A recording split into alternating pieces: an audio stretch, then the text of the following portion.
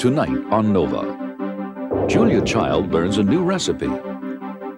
Take half a ton of flaked beef. Combine equal parts flour and butterfat. Stir in a few drops of industrial flavoring. Add a food technologist, market specialists, a panel of tasters, and a secret ingredient. Bake under controlled conditions in a special oven. And voila! That's how to create a junk food.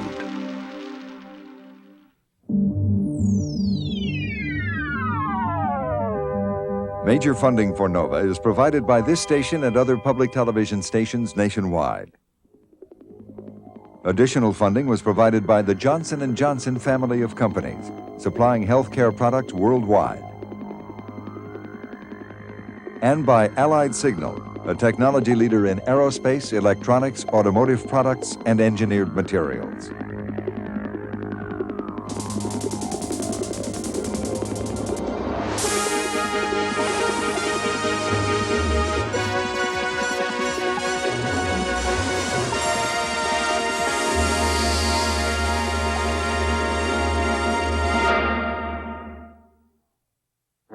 Hi, I'm Julia Child. I'm making some little puff pastry appetizers because we're having some people in for drinks tonight. And I've rolled this up with cheese and I'm rolling it out again, and then it's got to be rolled 2 more times with cheese. And this whole operation takes about 3 hours from start to finish. It's awfully good. But if you don't want to go through all this folderol, somebody's already done the cooking for you. There's pizza, there are cheese puffs, sausage and biscuits, hot pockets, whatever they are. If you've ever wondered how all of these things were made, Nova is going to take you behind the scenes tonight at a British food technology company. We're going to show you the science of snacks. I'll be back after the show.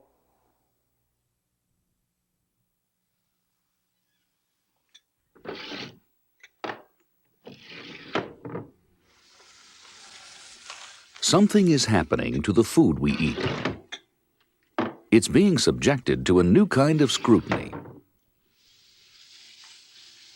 At research centers like this one in England, panels of expert tasters are taking part in controlled scientific experiments to try to identify that most elusive of food qualities, consumer appeal.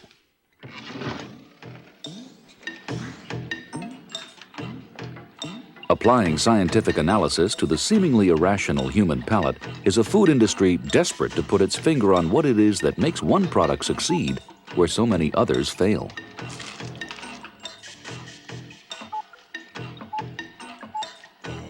Food manufacture has become the domain of high science. The composition of food can now be explained in microscopic detail, its molecular secrets revealed.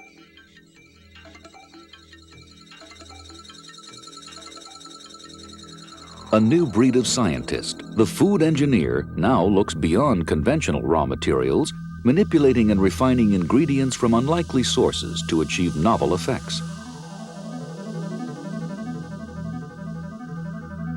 Food companies spend staggering amounts on product development, applying science and technology to a market worth billions of dollars. Their research and marketing strategies are often top secret.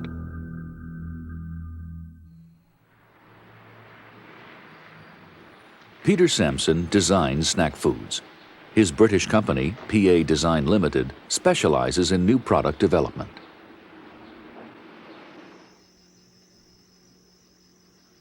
To provide us with a glimpse of today's high-tech food business at work, he and a team of food industry experts have put together a demonstration of how a new food is developed. So where do they begin? Well, what you don't do is just think of a new clever technical idea and then try and persuade people to buy it. New product development is actually a creative process. It's fundamentally a creative process. But most successful new products come about through a very methodical, even scientific process, and a process in which you are constantly referring to the consumer. According to the food industry, sit-down meals are on the way out. Instead, people have eating episodes, refueling without ceremony, often on the run. So Peter Sampson's team is designing a new eat-in-the-hand convenience food, better known to us as a junk food.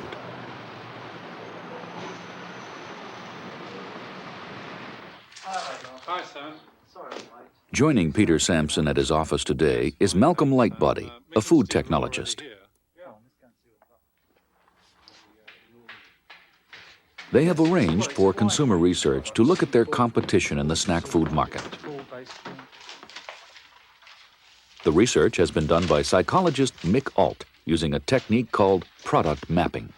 Okay, as you can see, we've got 4 groups of products here, and I'll go through them one by one. In this group, Mick and his team have spent weeks probing the general public's deepest feelings about snack foods. And the characteristics that describe those products are that they are stodgy, traditional, and filling. Okay? If we move over here, you see we've got the crisps together with the salt peanuts. And the interesting thing there is tasty and crispy are actually highly evaluated characteristics. And over here, the sandwich and the croissant, well, they are nutritious and easy to eat. And then finally, the ideal product, and that's really our opportunity, which goes over there, should keep some of the good characteristics of the others, but it should be healthy, it should have no chemical additives, and it should be natural. The team decides that product mapping has revealed a consumer need for a cross between a potato chip and a sandwich, but it must be natural.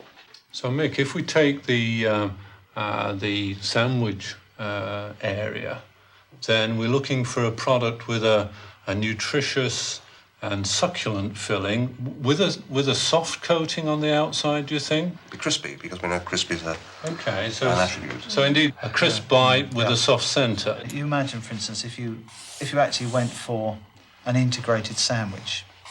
Now, I don't know precisely what this is made of. You're going to tell us that in a minute, Malcolm, but some form of an outer case, which is savoury, crispy, all the attributes which the researchers identified that we need. Yeah. The inside is, in fact, again, fresh, succulent, whatever. Yeah. But it's an integrated product. Yeah. So, I mean, you could envisage this being a bite-sized sandwich, or indeed, once you go that far, it could be round, it could be any shape we like, but it would be a bite-sized, integrated sandwich. It's ravioli.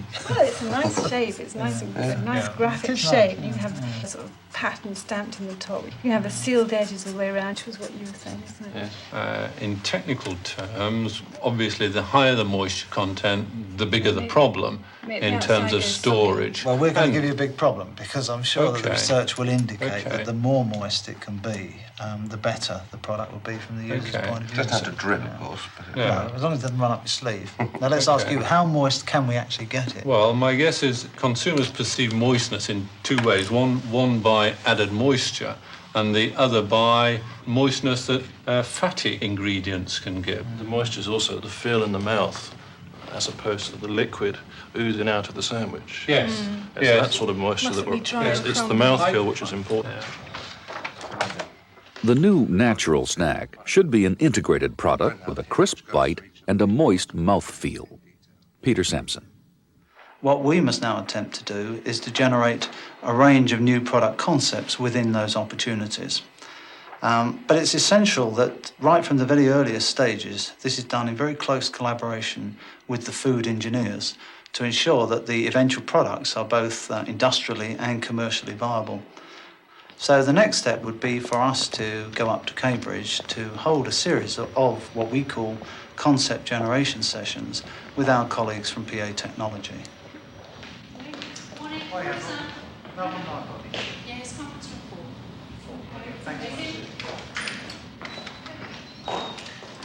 At their appropriately high-tech premises, PA Technology provides one of today's growth industries, consulting to business. They advise food industry clients on how to use technology to maximum commercial advantage.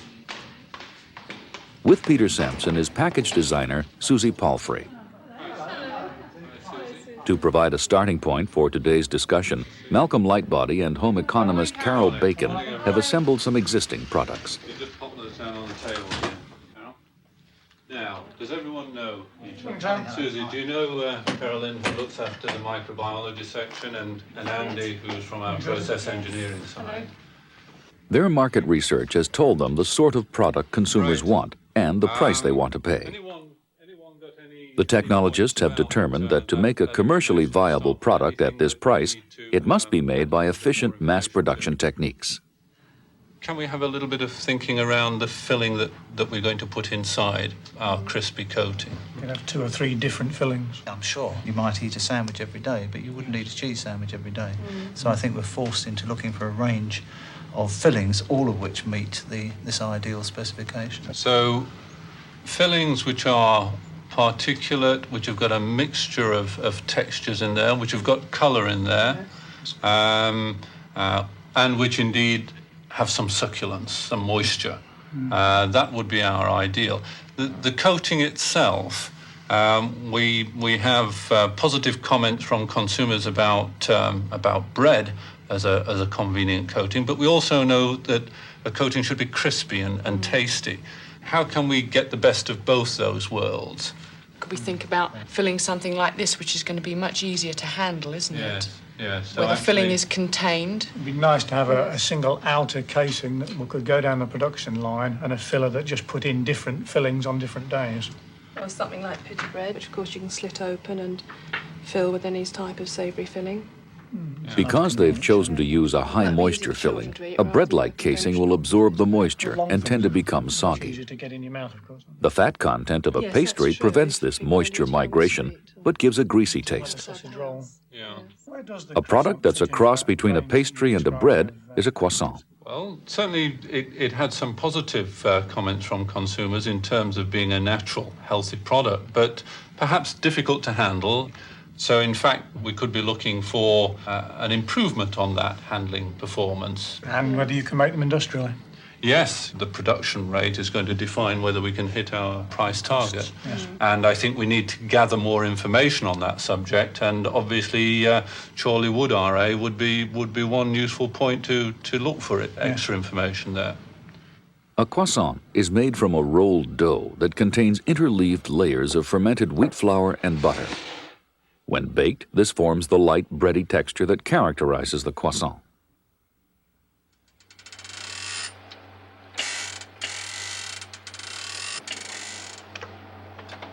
At the Flour Milling and Baking Research Association, they've taken frozen sections of uncooked croissant dough and examined them under a microscope.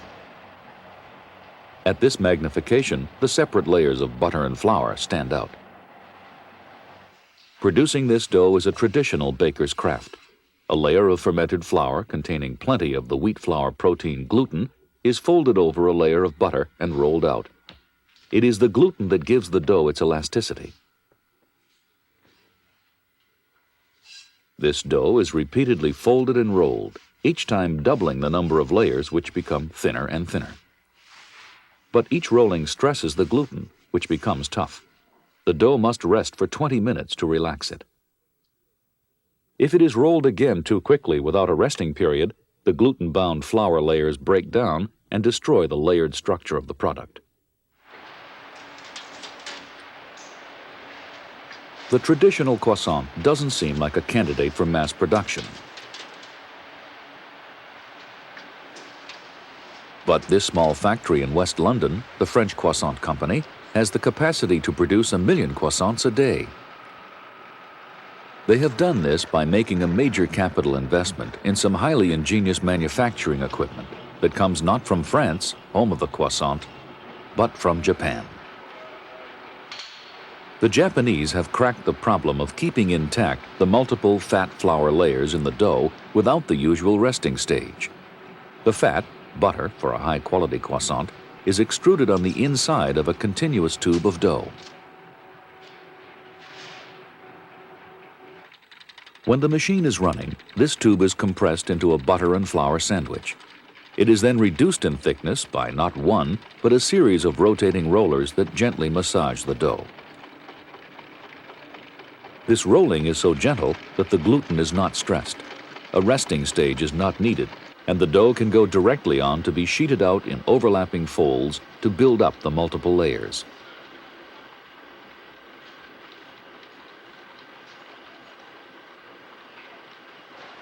The whole process is so far completely automatic and can run continuously 24 hours a day, with only the minimum of human intervention, but only to a point. Then Japanese technology runs out, beaten it seems by a design flaw in the product. To bend the croissant into its familiar round shape, 8 pairs of human hands take over.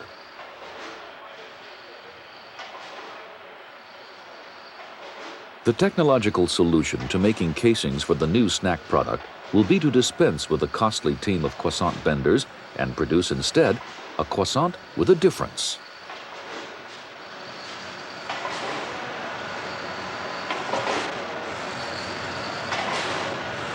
There, the straight croissant. They look nice. Yes, they are. The pastry is the right texture. Now we have the problem of getting the filling into the product. I guess we could inject it into the product, but that's going to play havoc with the particle size. Now, the alternative is indeed to... Make a casing with a cut croissant. Yes, that's a good idea. So you actually have a filled cornet with a savoury filling. Yes, then you can have your particles. Yeah, and it would be handheld. It would be an interesting presentation. From this simple idea comes the concept for the product, a filled cone. A trial batch of casings is made up using a croissant-type dough and taken to the next meeting of the product development group. Now, today we want to take the idea of the filled cone and consider fillings for that product. We've put together a number of different ingredients, different textures, different flavors, from meat to fish to vegetable to cheese. I think we should actually get in and try some of this, don't you? Yes. Yes, come on. Let's try. Be brave. Anyone want a spoon? Well, it looks nice anyway. Oh, that's strange. The prawn That's one. nice, actually. Prawn and chicken. Not what I was expecting at all. You sound surprised. Yeah, I am surprised. Yeah, That's chicken in a creamy supreme Yeah, white okay. sauce with prawns. right. Some of the combinations So are we've got slightly some unusual. chewy texture from the Yes, from the chicken. and from the prawns a whole. The chicken's cut up and the prawns a whole. Yeah. I think there's always a danger that we show the particulate material whole when we know that we're going to get some breakdown in mixing and depositing. We're not going to guarantee to be able to reproduce whole prawns I or appreciate shrimps. that. But at this stage, that is a danger because all of this looks so edible and so nice, but then it looks familiar. The skill here, I think, is going to be in maintaining as much of that presentation as we can when it becomes a sludge that you extrude into that corn. Yeah. To save money on the cost of these fillings and to prevent the meat from breaking down into a sludge, it may be possible to replace conventional cuts of beef with cheaper processed cuts.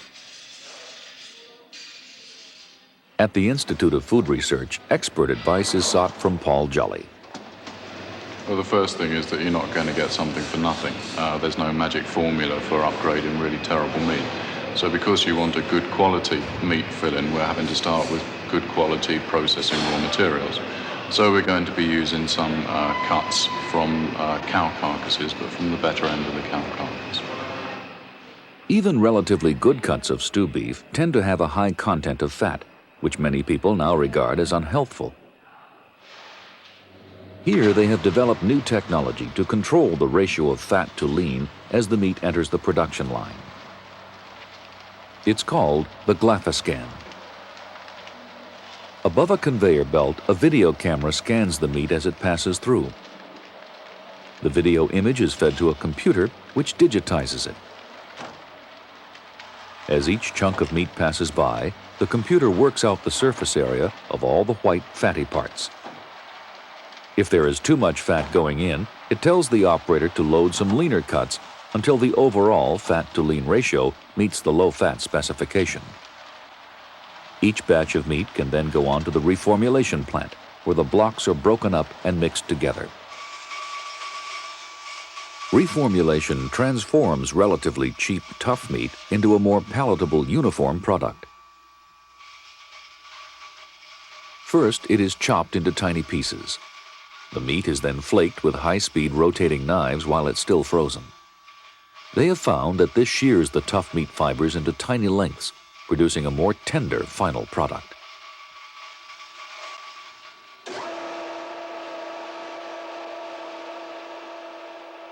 The next step is to add a combination of salt and a substance called sodium tripolyphosphate. What is it? It is a simple inorganic compound which will help extract proteins from the meat, and those proteins will act as a glue during cooking. It has a unique action in being able to get pieces of meat to stick together. Once a good bind has developed in the mixer, the meat is extruded into a large sausage casing for cooking. When cooked, the reformed meat has a firm texture and can be diced. For some tastes, it's a little rubbery, but meat like this is often used for lunch meats and frozen meat pies. To make the trial filling for the cone, the reformed meat chunks are simply added to a thickened sauce. In a production process, these fillings will be heated to pasteurizing temperature prior to filling. This will avoid the need for chemical preservatives, but heat treatment does have a drawback in terms of flavor loss. The cheese sauce suffers the most. I thought it was quite bland when I tasted it. I think it is. I think I was more, when I first tasted it, I was more affected by the texture of the taste, the tactile quality of it, which I think is very nice. Yeah. But in fact, the actual flavour is a bit bland, isn't it? Okay. It's a very mild cheese, if it's cheese. They could, of course, use a stronger cheese, a blue cheese perhaps, or even better, a highly concentrated blue cheese flavor. This small test tube contains the flavor of 44 pounds of Danish blue at a fraction of the cost.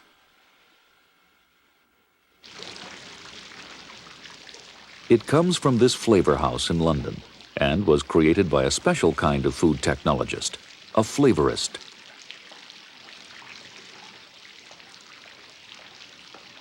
To make a blue cheese flavor, the first step is to find out what it is in real cheese that makes it taste the way it does. A sample of blue cheese is distilled, and the essence of blue cheese is passed to the mass spectroscopist for analysis.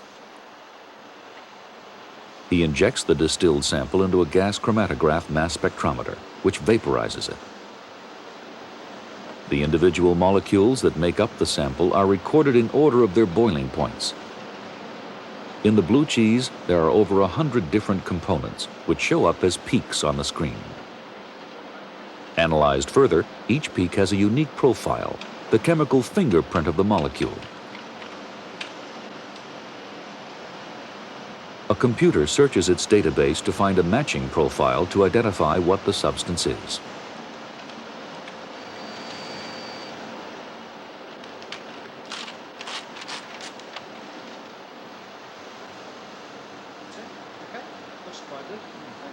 The full list of all the different substances that make up the sample is handed over to the flavorists, who go on to produce the industrial flavor based on this information. We've got the analysis back on the blue cheese. Oh, that's good. I think the first thing to concentrate on is trying to get the fatty acid balance right. And if you look at the butanoic acid, the decanoic acid and hexanoic acid, that should give you a good place to start. The blue cheese flavor is then constructed to resemble the real thing using laboratory preparations of some of the chemicals found in the analysis. At this point, scientific method gives way to a little artistic license, all part of the flavorist's skill. John Wright. Normally, you wouldn't recognize any odor just simply by one particular component. It's a very complex mixture. And the flavorist's first job is to try and get the individual components blended together in the right proportions to allow you to say, oh, that's blue cheese flavor. The flavor is carefully built up item by item. The flavorist tests the mix not by the taste, but the smell. The nose is a finer instrument than the tongue.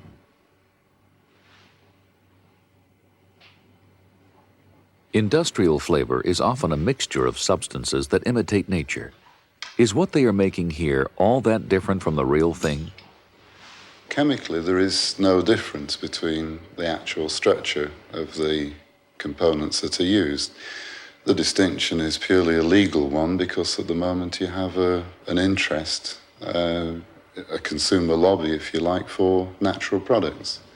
In legal terms, if the flavor components are synthetic, that is, produced by a chemical reaction, then the flavor must be called nature identical in Britain or artificial in the US. Flavor molecules can be derived from almost anything. Turpentine, alcohols, and petrochemicals are common items in a flavorist's bag of tricks. But if, instead of being the product of a chemical reaction, the components are all extracted by physical means, such as pressing or distilling, and come from food or other plant sources, then the flavor may be called natural, even if the source is rather exotic, like this Masoi bark oil from the Far East. The choice of which type of flavor to use is often a matter of cost. The artificial one is significantly cheaper than the natural one.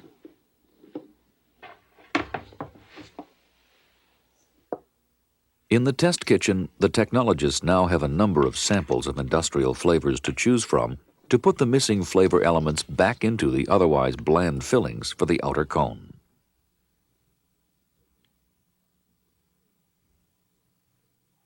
Minute quantities are added to the sauce ingredients in a series of trial formulations. At this stage, it's largely a matter of trial and error.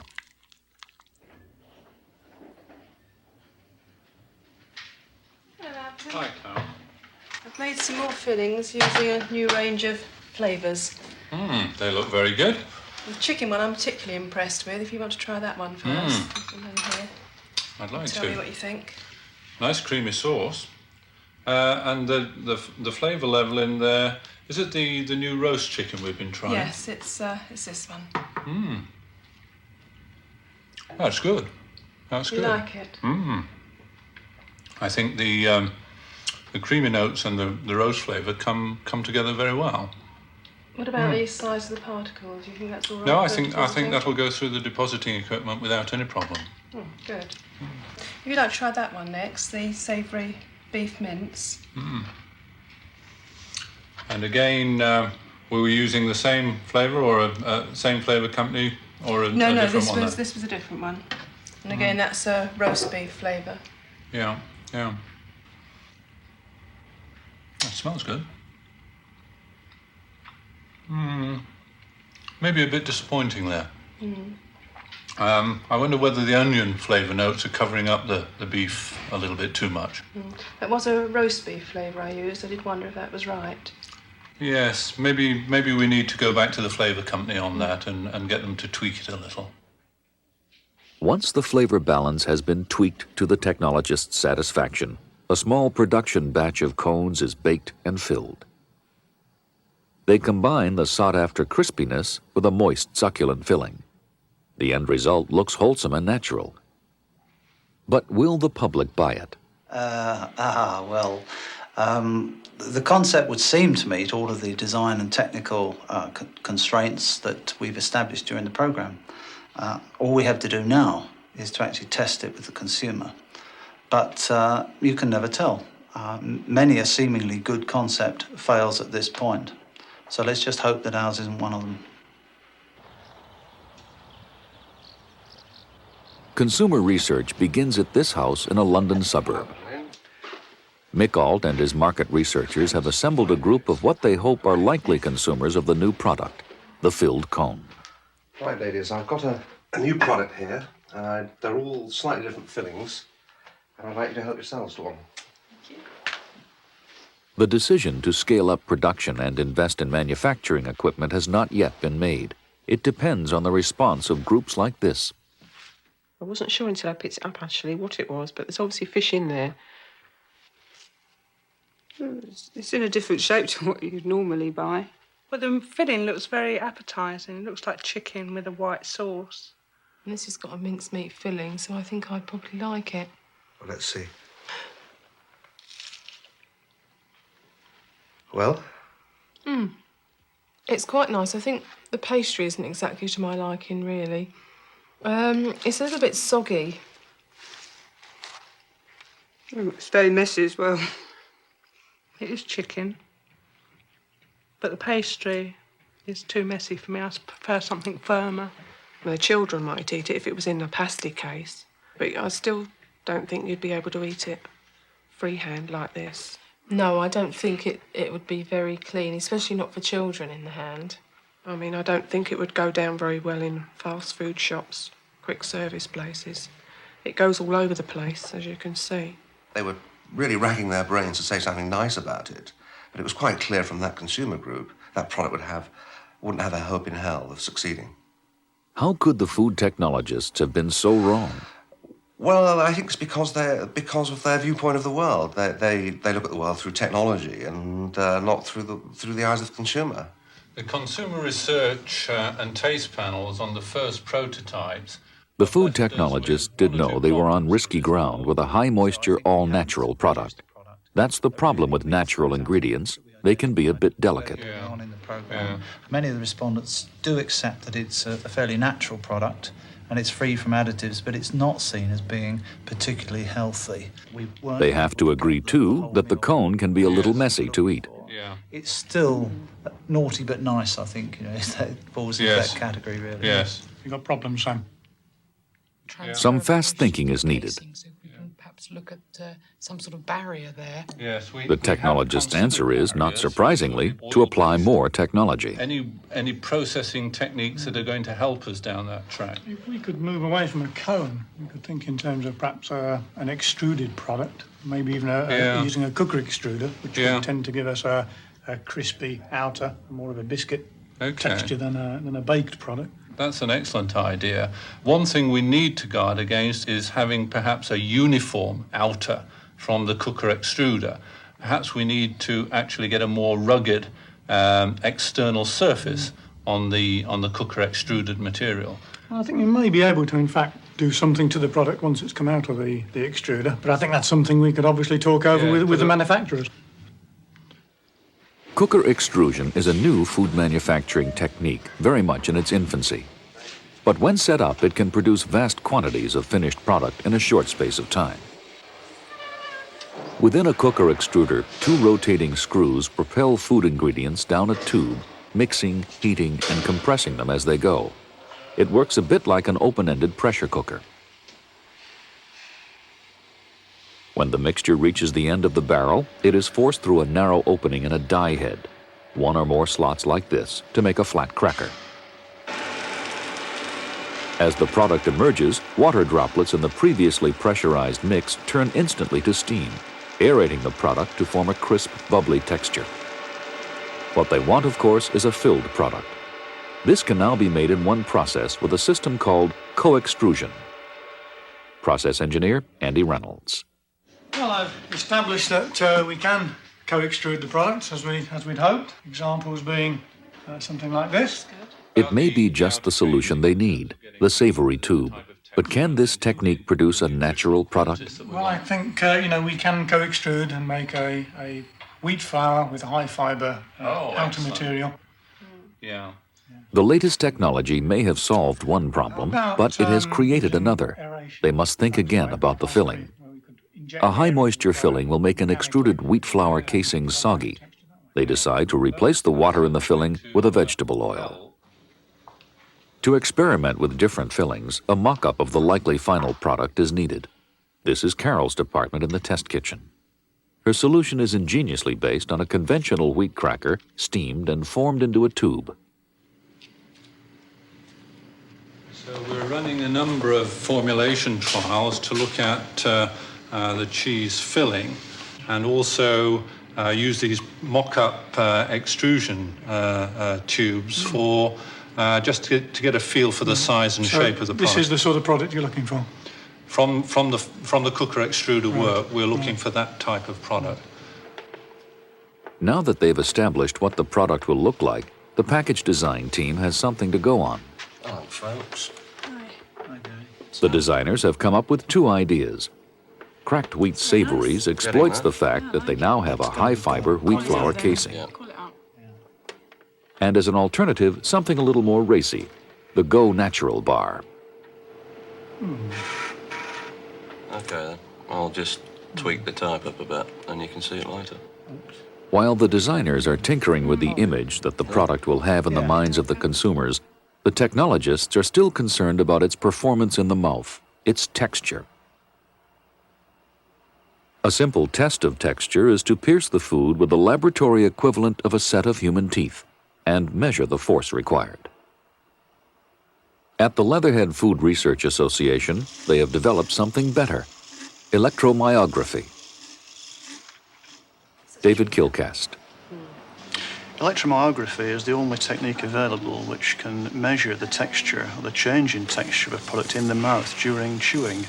Now in it what we're doing is to measure the electrical activity in the muscles that are involved during chewing. And the measurements that we are making take into account all the changes in the product that take place in the mouth, such as mixing the saliva, temperature changes, right until the point of swallowing. For each sample of food consumed, the trace of activity of the chewing muscles is analyzed and plotted out to give the food's chew profile. What we're doing is establishing the chew profiles of a range of commercially available foods, and that will give us an estimate of the quality, the textural quality of those foods, which we'll be able to compare our new products against.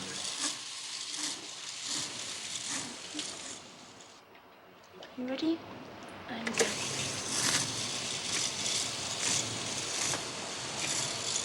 From these chew profiles and market research, they know that consumers prefer a product that has an initial resistance to bite, but which melts away fairly quickly without clogging the palate, leaving a pleasant aftertaste.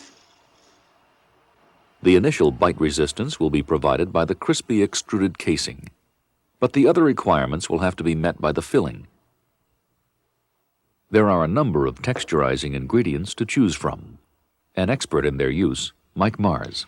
For a short, creamy, smooth texture, one of your obvious choices would be a modified waxy type of starch.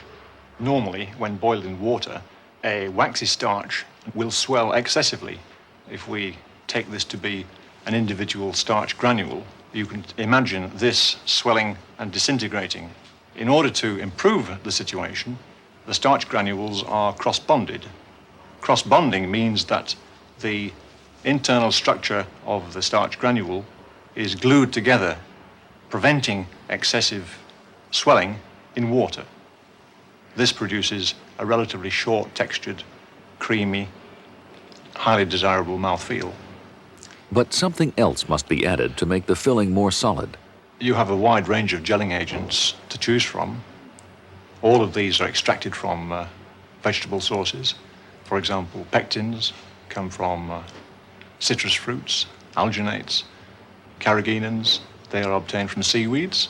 We have gum arabic, which is a tree exudate. Locust bean gum is obtained from the carob bean. The two gums that could provide the gel texture which you're looking for are carrageenan and locust bean gum. Combined with a modified starch, you could in fact end up with the right kind of rigidity, bite, and smooth eating texture that you're looking for. Donna, this is a gel from a seaweed. It doesn't taste of anything, no colour. That's good, that's fine. Tell me what the texture's like. Will do.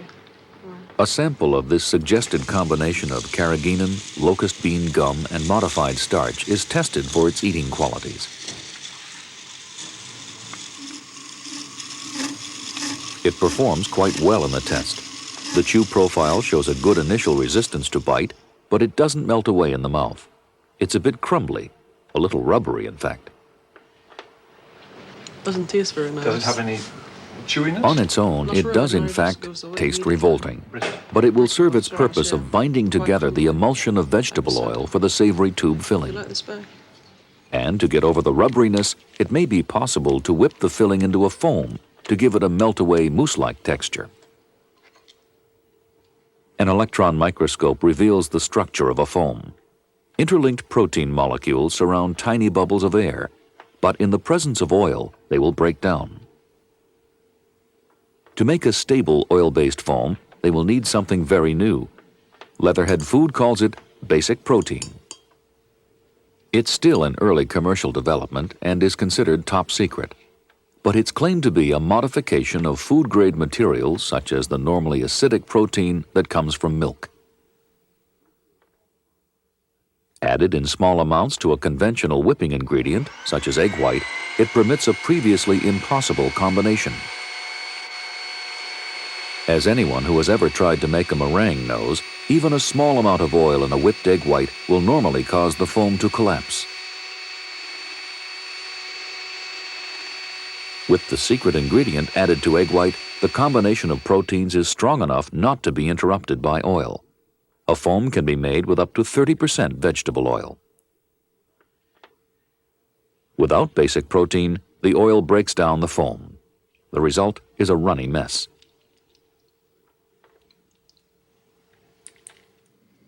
If this stabilized, texturized, foamed vegetable oil is used, it can be blended with natural ingredients and flavored with artificial flavors to produce a range of final tastes. Cheese flavor, fish, chicken, barbecued beef, anything they like. But will it be what the public is waiting for? This is sample 789. To avoid another flop like the savory cone, a more technological approach is to be used to test it. A computerized sensory evaluation panel.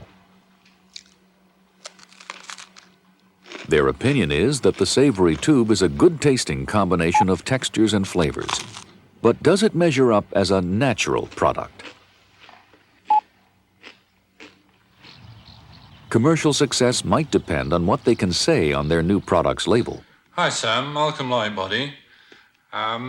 We've got the latest development samples here now. It's looking really good. We've got an interesting textured outer, and we're in fact going for the aerated cheese filling. And we've got quite a good mousse-like texture to that filling now.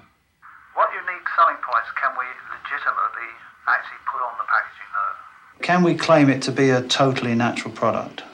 No, I think we should at the moment steer away from a total declaration of all natural materials. What can we actually say on there? What can I actually flash up there?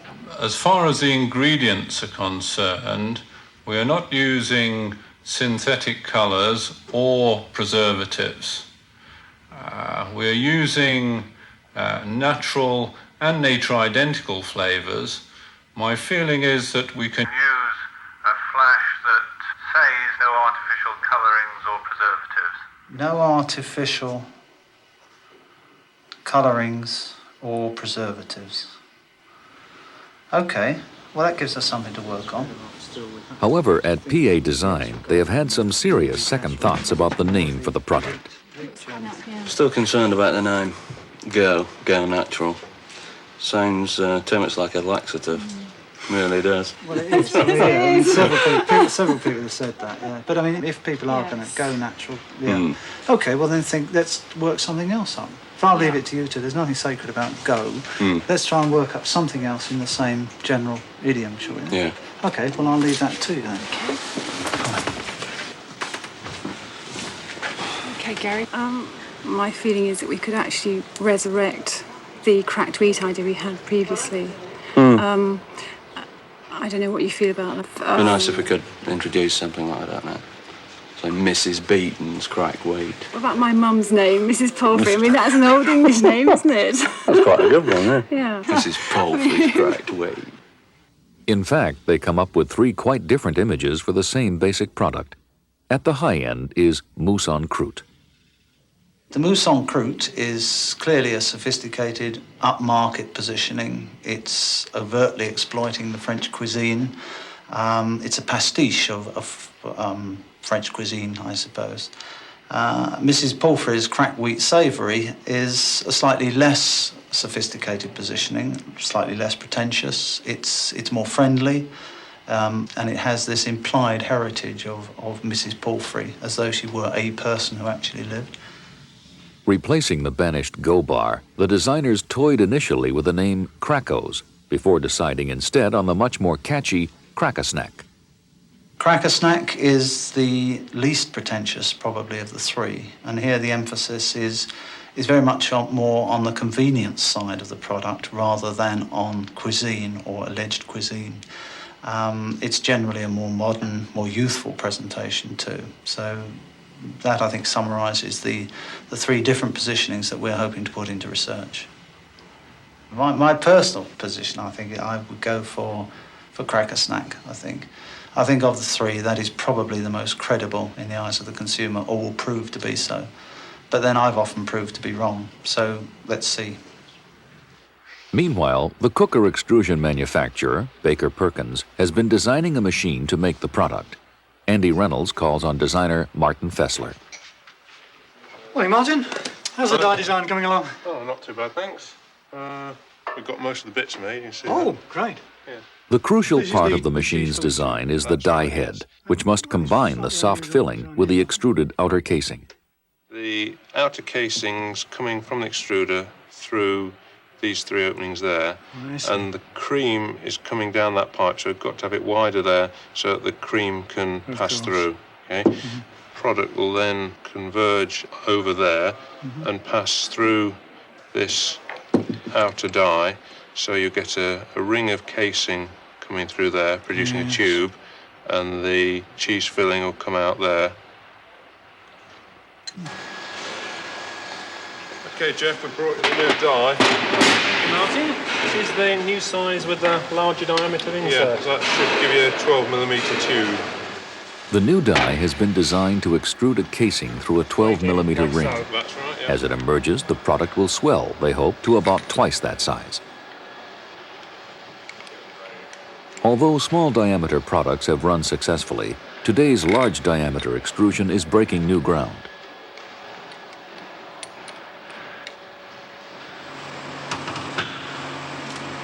For this test run, a cream cheese filling will be used. The foamed mousse-type filling will be developed next, if today's run goes according to plan. It's the moment of truth. They're making the outer casing mainly from a wheat flour with added soy and milk proteins. What are you doing now? I have just filled the cream system up to the level of the pumps with cream, and have turned the oil priming pump on to fill the pipework from the cream system to the die head with oil. The first thing to emerge from the center of the die is a stream of vegetable oil. The idea behind the oil is to chill the die ever so slightly just before the cream comes through without burning on into the actual die opening. Are we going to go, just before we start off, we're going to go back into cream? Well, Jeff will be starting on the, on the plant now. We are on the cream now. We'll keep the cream running now. We'll keep it going all the time while we get the extruder. Yes. The cream is a liquid as it first emerges, but will set to a solid as it cools within the casing. Within the barrel of the machine, the temperature and pressure are now rising. When the casing is fed through, it will cook in seconds. But should anything go wrong and the screws stop turning, the ingredients will instantly set rock hard and everything will have to be stripped down. When the filling is running properly, the pump is turned on, feeding the dry casing ingredients from a hopper into the cooker barrel. Soon they will see the co-extruded Cracker Snack emerging for the first time.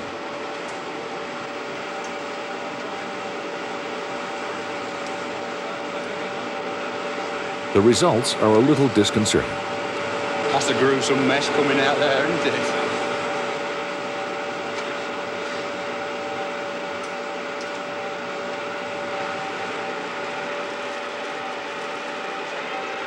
The temperature within the cooker barrel is still too low to cook the casing properly. This will improve as it warms up, they hope.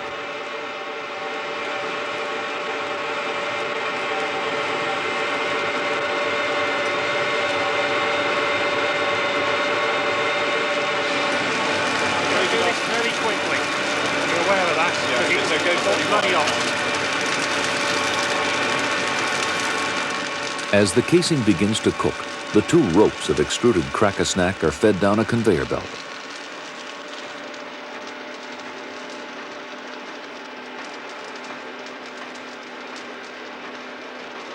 At the other end is a guillotine that cuts the product into snack-sized lengths.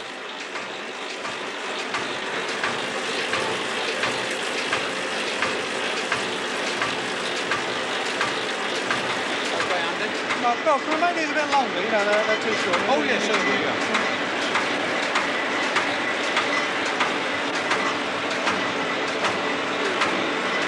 More? A bit more?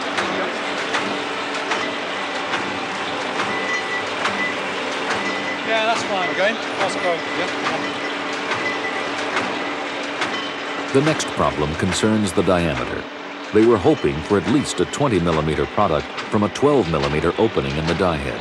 Martin, the diameters are small. Do we need to change the die design to increase the diameter?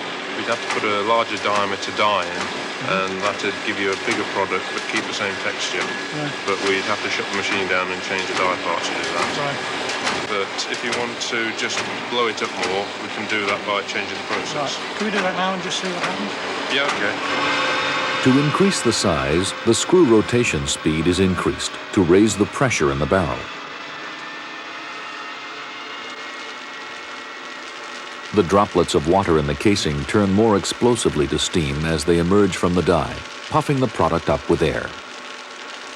It is now a good 20mm in diameter, but they've forgotten something.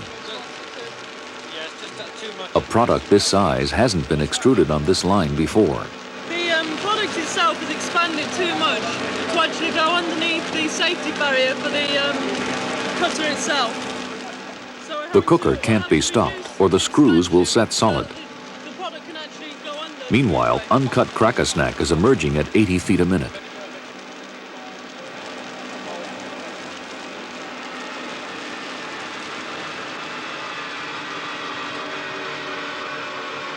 Dropping the pressure a bit reduces the excessive expansion. But in the panic, the guillotine has come unplugged.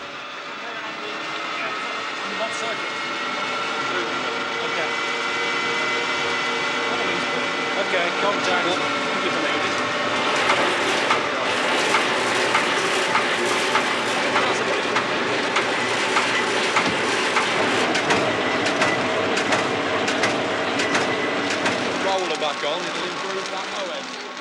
A roller added to the conveyor belt flattens the product slightly. A roller like this could also be used to indent the product to give it a more handmade appearance. That's better, good. At last, a slightly flattened but otherwise correctly dimensioned crack-a-snack comes off the production line. A sample of the finished product is collected. This could be a successful product. Crack-a-snack is a prototype product and may never be for sale. But the technology that makes it is with us today.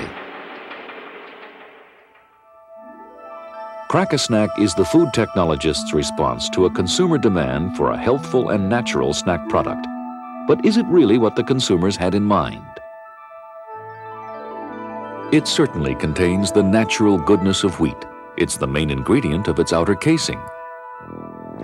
But whole grain bread never looked like this.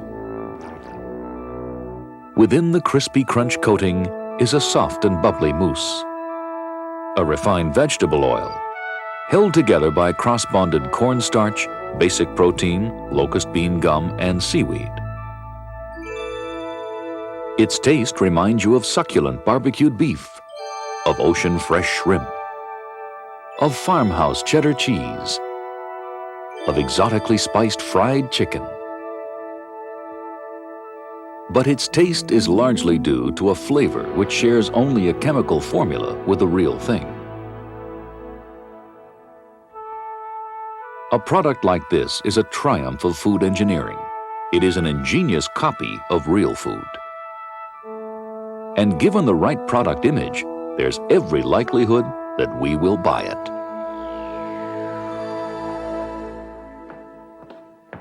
Here we are, ready for the cocktail party. And I have here a really glorious selection of snacks from the lab. And with it, I would serve a very nicely chilled diet soda pop. And then over here, we have the French puff pastry cheese hors d'oeuvres, the feuilleté au fromage. And with that, I think a nice, well-rounded Sauvignon Blanc, which goes very well with cheese.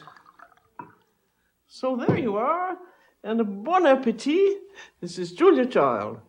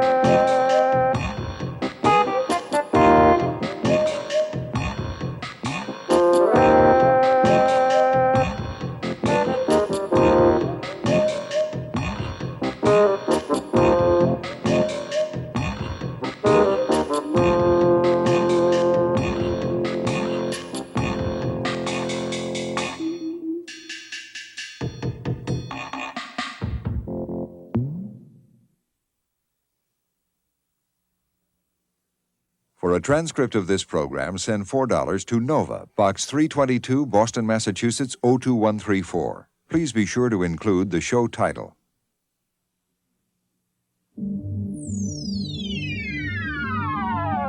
Major funding for Nova is provided by this station and other public television stations nationwide. Additional funding was provided by Allied Signal, a technology leader in aerospace, electronics, automotive products, and engineered materials.